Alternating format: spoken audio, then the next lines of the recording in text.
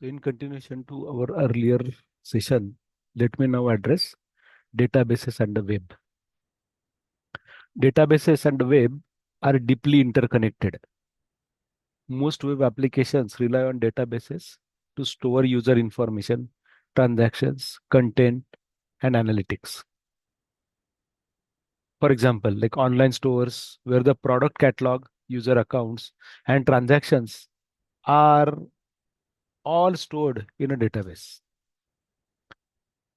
Web applications make use of application program interface in technology perspective called as APIs and middleware to query databases, update records, and display content dynamically. Even scalability and real-time responses are critical for a seamless user experience.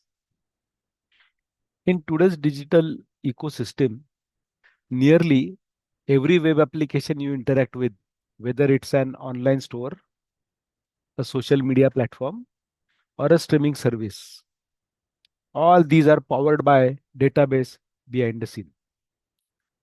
Let us see in greater detail now how databases and web are interconnected and why this relationship is essential for building dynamic, interactive, and scalable online experiences. Let us address now role of databases in web applications. At the core of most web application, there is a database which stores user information, for example, names, login credential, preferences, and so on.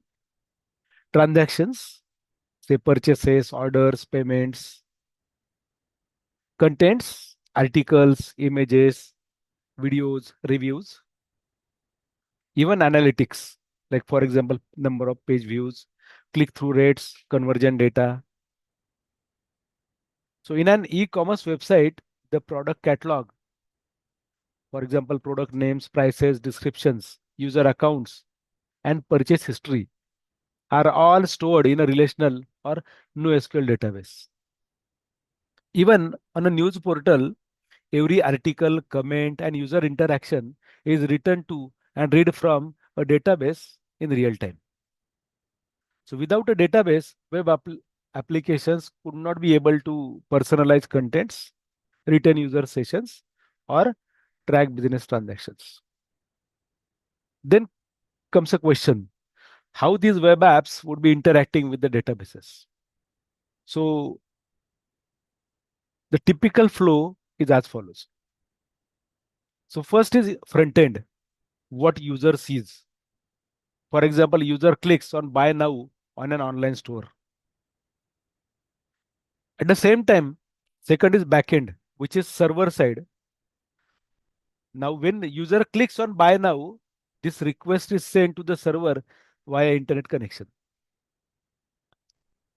Now, there would be a middleware or a API layer, application program interface layer. The backend application uses middleware or APIs to interact with the databases. And these APIs execute structured query languages or NoSQL queries to fetch or update the data. Next comes something called as database query. We know the database processes the request and returns the appropriate data or confirmation of the update through a database query. And what are the responses sent back to the front end? The user sees a real-time confirmation, like for example, order placed successfully.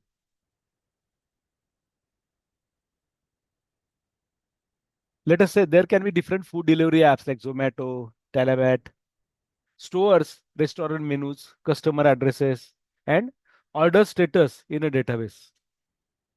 APIs help to display real-time order tracking on the user's phone. Now, when we do talk about next part, it is like importance of scalability and real-time performance. As website grows, think of platforms like, for example, Amazon, Netflix, or even Facebook.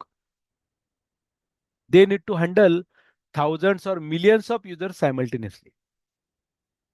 Each user expects a real-time update without a delay. And that's what we call as high availability and low latency.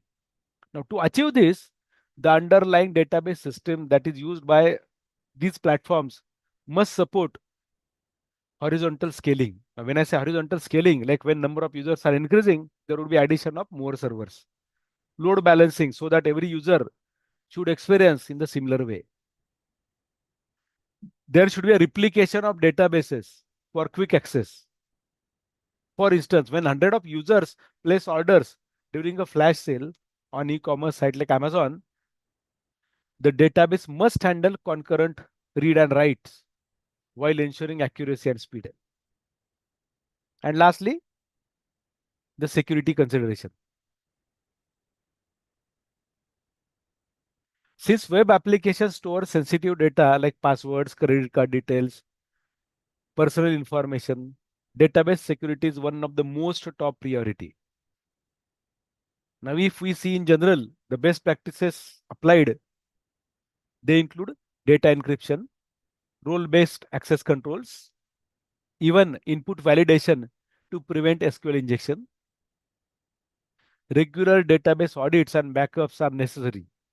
For example, like a banking website like State Bank of India or maybe in Qatar must comply with the strict regulations that are defined for secure transactional databases or secure transactional data.